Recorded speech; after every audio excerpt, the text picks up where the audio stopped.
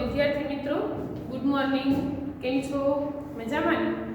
વિદ્યાર્થી મિત્રો, અત્યારે આપણે ધોરણ 10 ના વર્ગ છે તે સ્કૂલોમાં પણ ચાલુ થઈ ગયા છે. આમ છતાં આપણે ઓનલાઈન અભ્યાસ પણ ચાલુ રાખ્યો છે, એટલે કે જે વિદ્યાર્થી મિત્રો શાળાએ નથી આવતા એ વિદ્યાર્થીને પણ ઘરે બેઠા એમનો અભ્યાસ છે તે ચાલુ રહે તે માટેનો પ્રયત્ન અમે કરી રહ્યા છીએ. વિદ્યાર્થી મિત્રો, આજે આપણે ધોરણ 10 સામાજિક વિજ્ઞાનનું પ્રકરણ 18 ભાવ વધારો અને ગ્રાહક જાગૃતિ વિશે ભણવાનું છે. આપણે જાણીએ છીએ કે આપણું સામાજિક વિજ્ઞાન છે તે અનેક વિજ્ઞાનોનો અભ્યાસ કરતું એક વિજ્ઞાન છે, કારણ તો કે આપણે એક સામાજિક પ્રાણી છીએ. આપણા સમાજને લગતી તમામ બાબતો જેમ કે ઐતિહાસિક, સામાજિક, રાજકીય, સાંસ્કૃતિક ઉપરાંત આર્થિક એ દરેક પાસાઓનો અભ્યાસ આપણું સામાજિક વિજ્ઞાન કરે છે. તો આજે આપણે જે પ્રકરણ ભણવા જઈ રહ્યા છીએ તે પ્રકરણ આપણા સામાજિક વિજ્ઞાનના અર્થશાસ્ત્ર વિભાગનું છે. અર્થશાસ્ત્રની વિભાગની અંદર આપણે આજે ભાવ વધારો અને ગ્રાહક જાગૃતિ એ બે મુદ્દા વિશે અભ્યાસ કરીશું. ભાવ વધારો શું છે એ આપણે ભણવાનું છે. તો આપણે આગળ અર્થશાસ્ત્રની અંદર ઘણી બધી આર્થિક નીતિઓ વિશે ભણ્યા, જેમ કે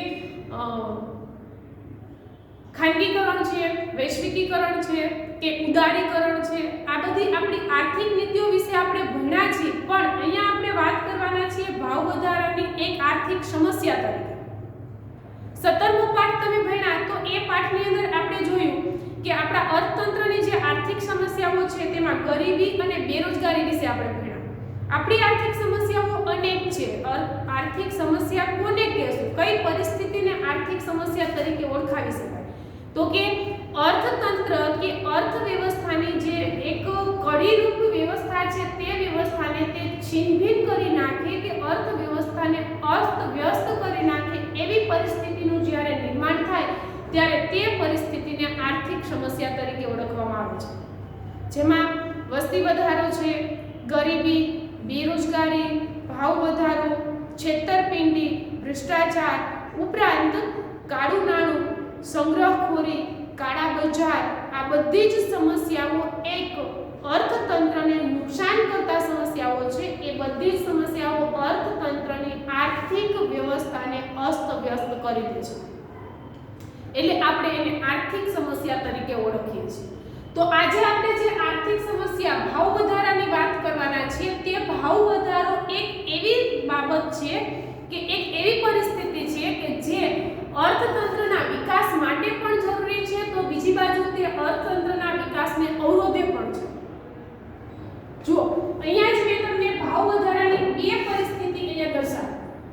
ભાવ વધારો તો કે એક રીતે જોઈએ તો આર્થિક વિકાસની જે પૂર્વ શરત છે, આર્થિક વિકાસને પોષે છે.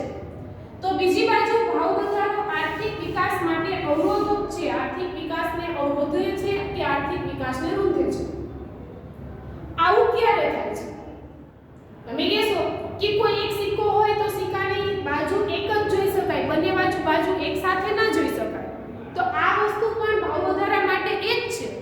સિક્કાની ગમે તે એક બાજુને જોઈ શકાતી હોય છે, તો ભાવ વધારાનો દર કેટલો છે, ભાવ વધારાની ટકાવારી કેટલી છે કે તેનો દર કેટલો છે, એ દરના આધારે ભાવ વધારો આર્થિક વિકાસ માટે પોષક છે કે અવરોધક છે તે નક્કી થતું હોય છે.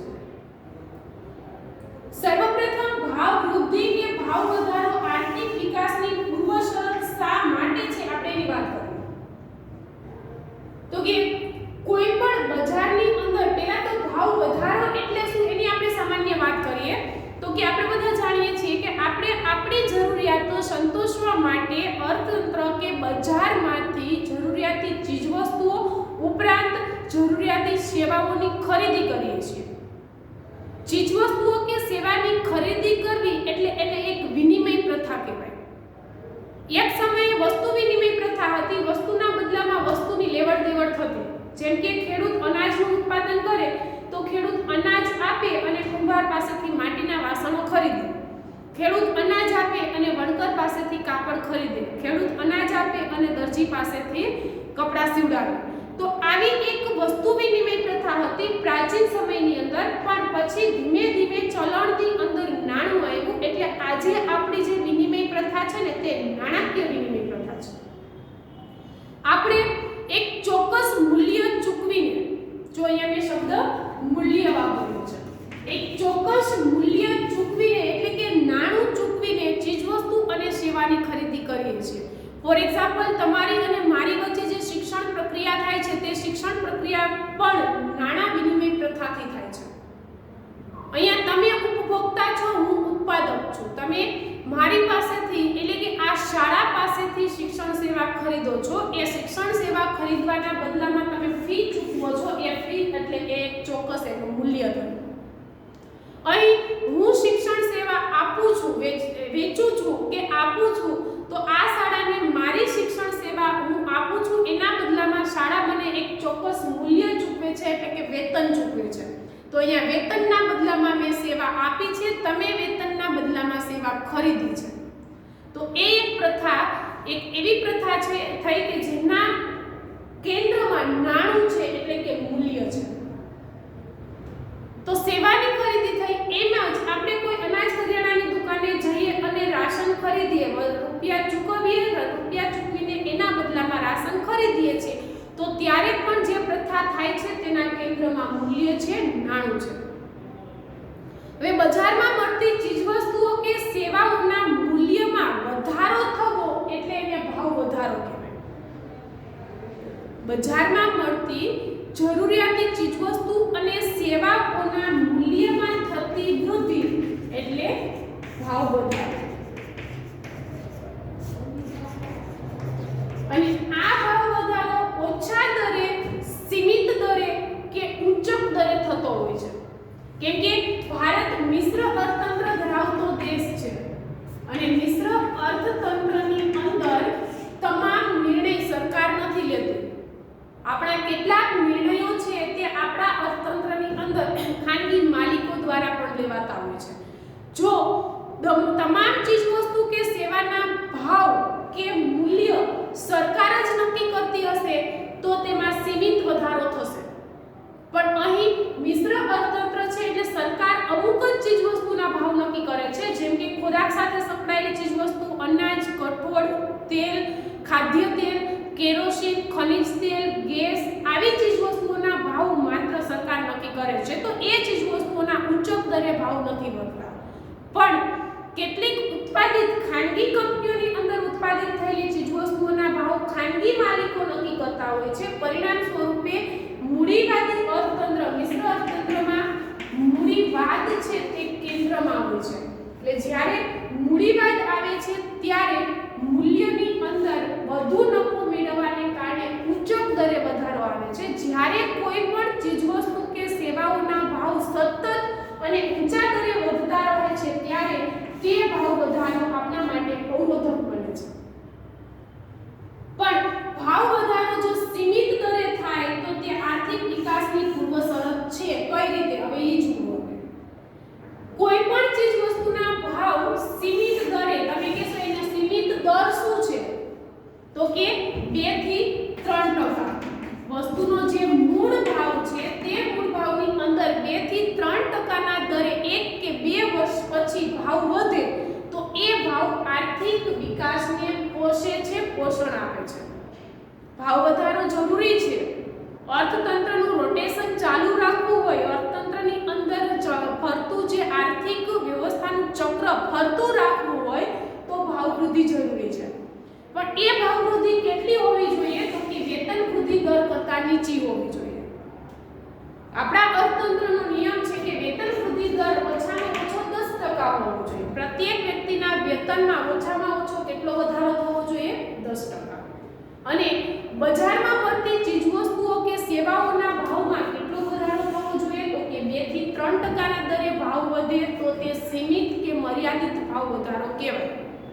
અને આ સીમિત કે મર્યાદિત ભાવ વધારો છે તે આર્થિક વિકાસને કઈ રીતે પોષણ આપે છે? જુઓ.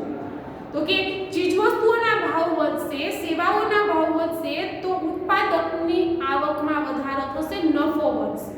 અને કોઈ એક ઉત્પાદકનો એટલે કે કોઈ એક કંપનીના માલિકનો નફો વધ્યો તો તે માલિક તે નફાનો લાભ તેની નીચે કામ કરતા કર્મચારીઓ કે શ્રમિકોના વેતન વધારા સાથે તેને આપશે. દાખલા તરીકે તમારી ફી વધશે તો અમારું વેતન વધશે, અમારું વેતન વધશે તો બજારમાં અન્ય ચીજ વસ્તુઓના જે ભાવ વધ્યા છે તેને અમે પોષી શકશું. એટલે કહેવાનો મતલબ એ કે ભાવ વધારો આર્થિક વિકાસને પોષણ આપે છે, પણ 2 થી 3% દરે ભાવ વધે તો આર્થિક વિકાસને પોષણ મળે, નહીતર નહીં. એટલે કોઈ પણ ચીજ વસ્તુ દાખલા તરીકે આજે 100 રૂપિયાની મળે છે એ 1 કે 2 વર્ષ પછી 102 રૂપિયાની મળશે. કેટલા રૂપિયાની મળશે? 102 રૂપિયાની.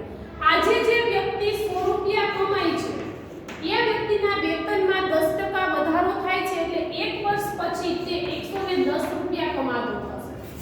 તો અહીંયા તમે ચોક્કસ જોઈ શકો છો કે 100 રૂપિયામાં મળતી વસ્તુ 102 રૂપિયામાં મળી, 2%ના દરે ભાવ વધારો થયો. એની સામે 100 રૂપિયા કમાતો વ્યક્તિ 10 રૂપિયા અધકા કમાવા લાગ્યો, એટલે હવે તે 110 રૂપિયા કમાઈ શકે છે. તો તે આ વધેલા ભાવ વધારાને પોષી શકે છે.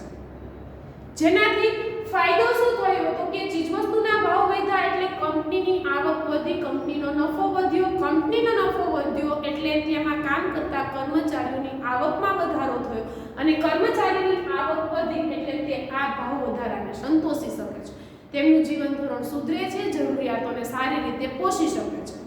અને આવું થવાથી આપણું અર્થતંત્ર છે તે વિકાસ પામે છે. કારણ તો કે નફો વધ્યો એટલે બચત વૃત્તિ વધી. અહીંયા તમે જોઈ શકો છો, જો 102 રૂપિયા ખર્ચે તો પણ આ વ્યક્તિ પાસે 8 રૂપિયા બચે છે. જે 8 રૂપિયા બચ્યા ને એ 8 રૂપિયા તેની બચત છે. અને બચત વૃત્તિનો દર વધે એટલે નવું મૂડી સર્જન થાય, અને નવું મૂડી સર્જન થાય એટલે મૂડી રોકાણને પ્રોત્સાહન મળે, નવી કંપનીઓ ખુલે.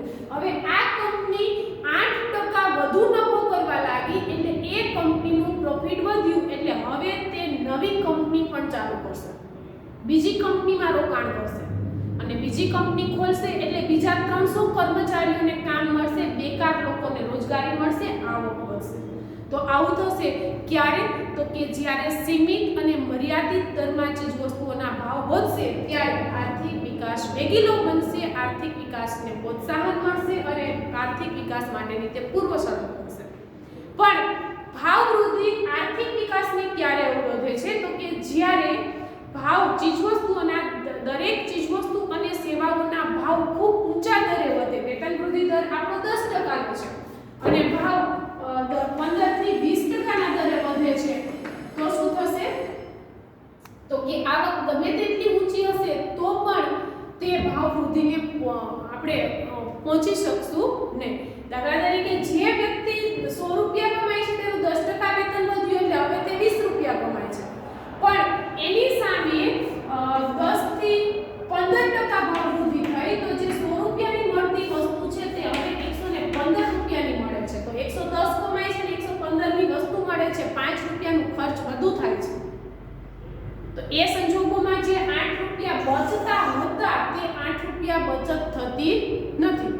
તો બચત વૃદ્ધિ નહીં થાય તો નવું મૂડી સર્જન નહીં થાય, નવું મૂડી સર્જન નહીં થાય તો નવું મૂડી રોકાણ નહીં થાય. પરિણામ સ્વરૂપે અર્થતંત્ર સ્થગિત થઈ જશે, તેમનો વિકાસનો દર જે ચડવો જોઈએ તે નહીં ચડે, તે વિકાસ ઓછો થશે. અર્થતંત્રમાં એક પ્રકારની મંદીનો માહોલ છવાઈ જશે કે સ્થગિતતા આવી જશે.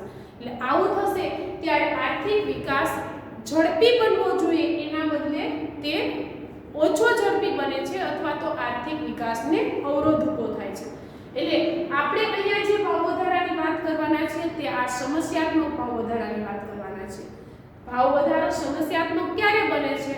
તો કે એક જ વસ્તુ યાદ રાખવાની કે બજારમાં મળતી ચીજવસ્તુઓ કે સેવાઓના ભાવ જો સતત અને ઊંચા દરે વધતા રહે તો તે ભાવ વધારાની સ્થિતિને ફુગાવાજન્ય ભાવ વધારાની સ્થિતિ કહેવાય. અને ફુગાવાજન્ય ભાવ વધારો આર્થિક વિકાસને નુકસાન પહોંચાડે છે. આવું ઘણા કારણોસર બનતું હોય છે.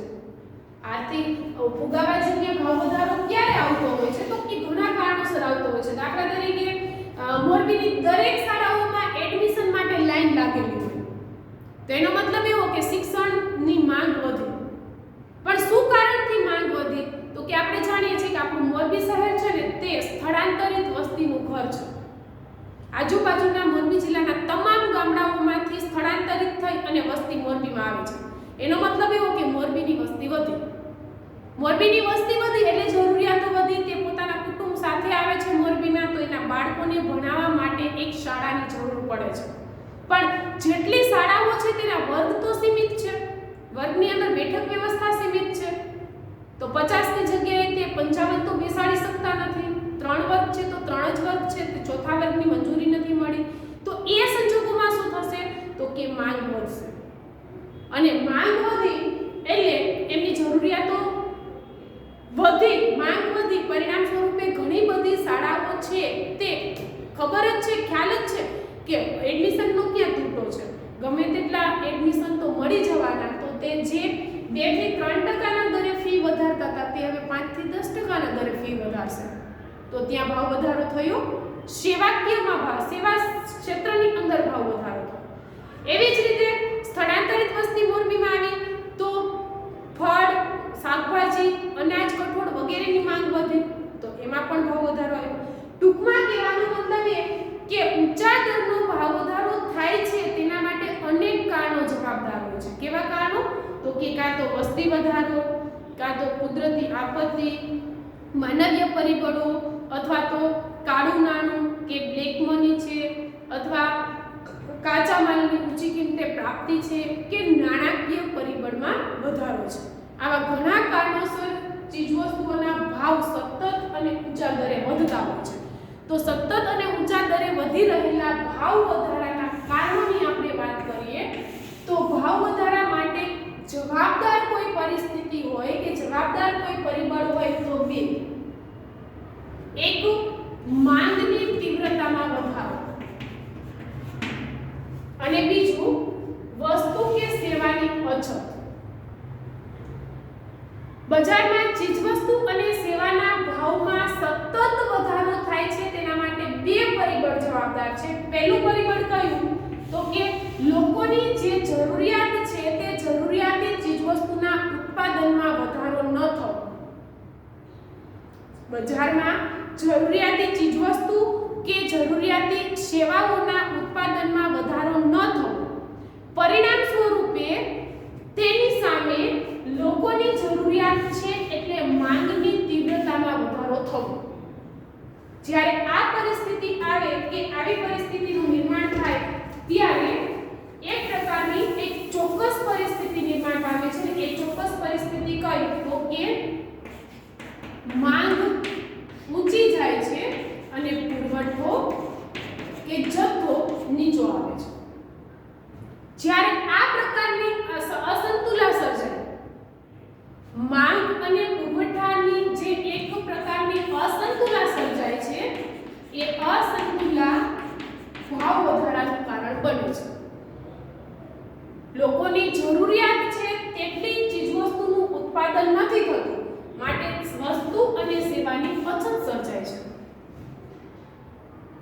અને અછત હોવાને કારણે લોકોની માંગ વધારે તીવ્ર બને છે. જ્યાં સુધી માંગને તુષ્ટિ નહીં મળે ત્યાં સુધી માંગ તીવ્ર બનવાની.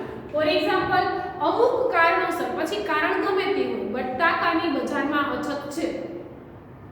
અમુક કારણોસર, પછી તે અતિવૃષ્ટિના કારણે, અનાવૃષ્ટિના કારણે કે વેપારીઓએ બટેકાનો સ્ટોક કરી દીધો એના કારણે, કોઈ એક કારણસર બજારમાં બટેટાની આવક ઓછી છે, બટેકાની અછત છે. એની સામે લોકોની માંગ વધુ છે. શું થશે? એક સિમ્પલ એક્ઝામ્પલ છે, આપણે બધા જાણીએ છીએ, બટેટાના ભાવ વધશે. પણ જેવું ફેબ્રુઆરી મહિના પછી માર્ચ મહિનામાં બટેટા નવા આવશે બજારની અંદર, કેમ કે નવું ઉત્પાદન થશે, નવા બટેટા બજારમાં આવશે એટલે બજારમાં બટેટાની આવક વધી જશે. એટલે પુરવઠો છે તે જે ઓછો હતો તે પુરવઠો વધી જશે. ત્યારે માંગ અને પુરવઠો છે તે બરાબર થઈ જશે. માંગ પુરવઠો બરાબર થઈ જશે એટલે પાછા બટેટાના ભાવ ઘટી જશે. જે 50 રૂપિયા કિલો આપણે ખરીદ્યા હતા એ જ બટેટા આપણે 10 થી 15 રૂપિયા કિલો ખરીદીશું. આવું કેમ થશે? તો કે બટેટાનું ઉત્પાદન બજારમાં આવી ગયું એટલે તેમની જે જથ્થો હતો એ જથ્થામાં વધારો થયો અને જથ્થો વધ્યો, સામે એટલી માંગ અને જથ્થો જ્યારે સમતલ બને છે ત્યારે ચીજવસ્તુના ભાવ છે તે જળવાઈ રહે છે, તેમાં ઊંચક નીચક નથી થતું.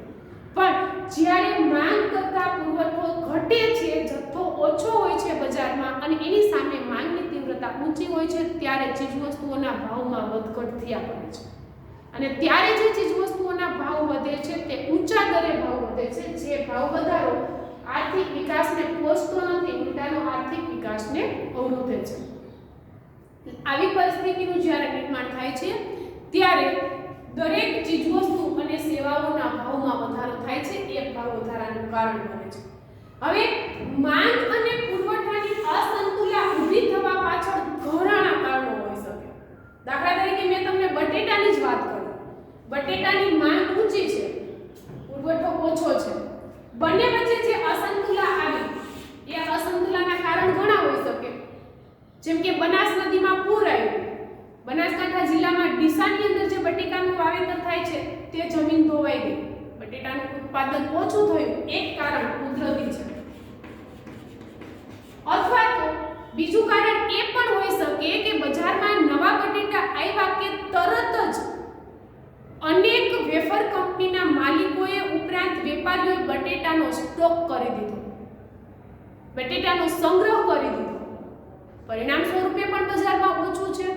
તો ત્યાં જે કારણ ઊભું થયું તે કારણ છે સંગ્રહખોરી. વેપારીઓએ બટેટાને સ્ટોક કરી દીધા, સંગ્રહ કરી દીધો એટલે બજારમાં બટેટાની અછત થઈ.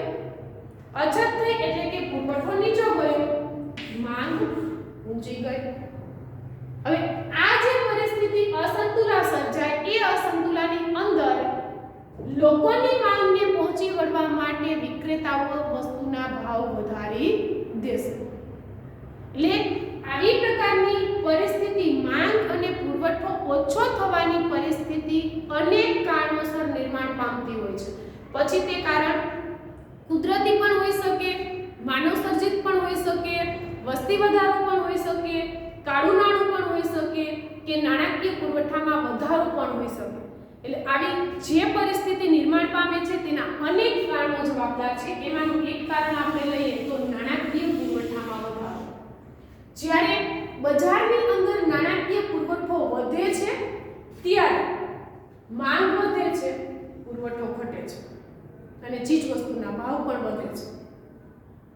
હવે તમે કહેશો કે બજારમાં નાણાકીય પુરવઠો વધ્યો કઈ રીતે? શું કાંઈ નાણાંનો વરસાદ થાય છે? તો કે ના.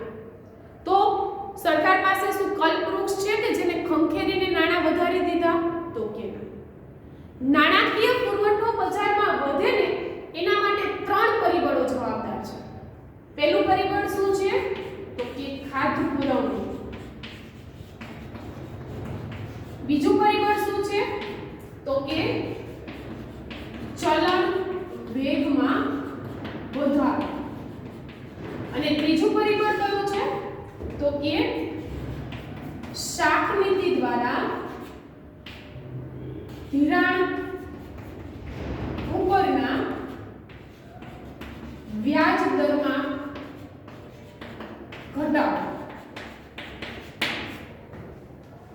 નાણાકીય પુરવઠો વધવા પાછળ આ 3 પરિબળો જવાબદાર છે. પહેલું કારણ ખાદ્ય પુરવણી.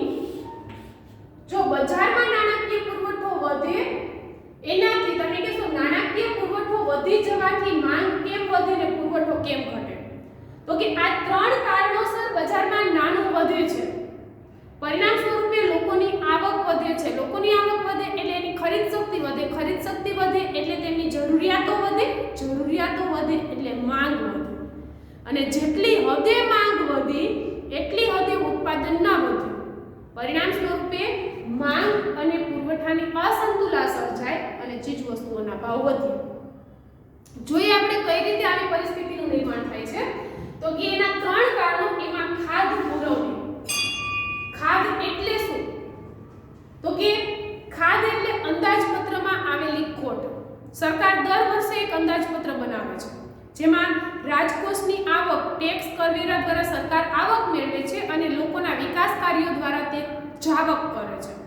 હવે નાણામંત્રીએ એક અંદાજપત્ર બનાવ્યું. એ અંદાજપત્રની અંદર ટેક્સની આવક કરતા વિકાસલક્ષી કાર્યોનું ખર્ચ વધી ગયું. હવે જ્યારે અંદાજપત્રની અંદર આવક કરતા ખર્ચ વધે ને ત્યારે તેને અંદાજપત્રની ખાધ કહેવાય. આ ખાધને પૂરી કરવા માટે સરકાર રિઝર્વ બેંક પાસે રૂપિયા માંગે. ખાધને પૂરી કરવા માટે સરકાર શું કરે છે તો કે રિઝર્વ બેંક પાસે રૂપિયા માંગે છે. રિઝર્વ બેંક નવું નાણું સર્જી અને સરકારને આપે છે. બજારમાં જેટલા રૂપિયા હતા એની ઉપર હવે રિઝર્વ બેંકે બીજા રૂપિયા આપ્યા એટલે નાણાકીય પુરવઠો વધી ગયો. હવે આ નાણાકીય પુરવઠો કઈ રીતે ભાવ વધારે છે, કઈ રીતે લોકોની આવક વધારે છે, કઈ રીતે ચલણ વેગમાં વધારો થાય છે, આ બધા જ પ્રશ્નોના જવાબ તમને મળશે હવે પછીના નેક્સ્ટ વિડીયોની અંદર. અત્યારે અહીંયા સુધી રાખીએ. ટાઈમ લિમિટ છે કારણ કે હવે પછી જે પીરિયડ શરૂ થાય છે તેમાં મારે જવાનું છે, એટલે આ પોઈન્ટ જે આપણે અત્યારે સમજ્યા એ પછીના વિડીયોની અંદર હું તમને સમજાવીશ. ત્યાં સુધી આટલું સમજવાનો પ્રયત્ન કરવો, અભ્યાસ ચાલુ રાખવો અને સતત અભ્યાસ કરતા રહેવો. આવજો. અસ્તુ.